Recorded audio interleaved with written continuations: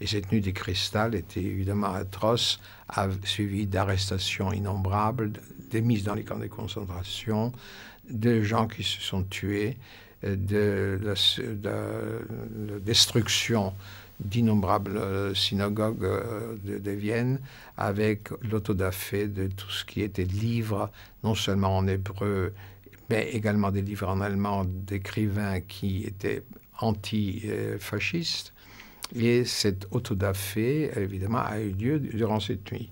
Les vitres des magasins juifs ont été brisées, ce qui donnait lieu d'ailleurs au nom de cette fameux nom de Nuit des Cristal, qui sonne bien à l'oreille, et ça c'est une spécialité germanique.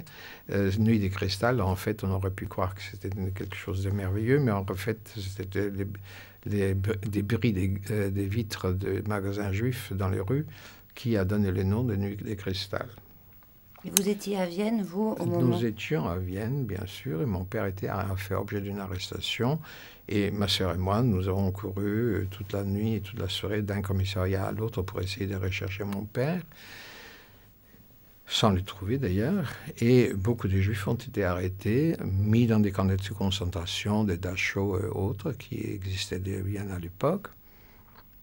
Et donc on a senti effectivement cette nuit des cristal était le signal d'un non-retour.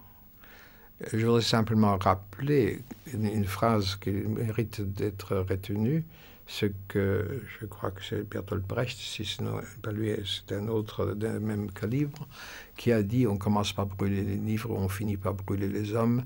Donc dès 1938, il a pressenti ce qui devait arriver plus tard. Ce que je n'ai pas très bien compris, c'est à quel moment vous avez été arrêté à Vienne, avant ou après la nuit de cristal?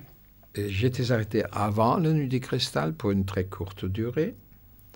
Et durant la nuit des cristal, seul mon père a été arrêté.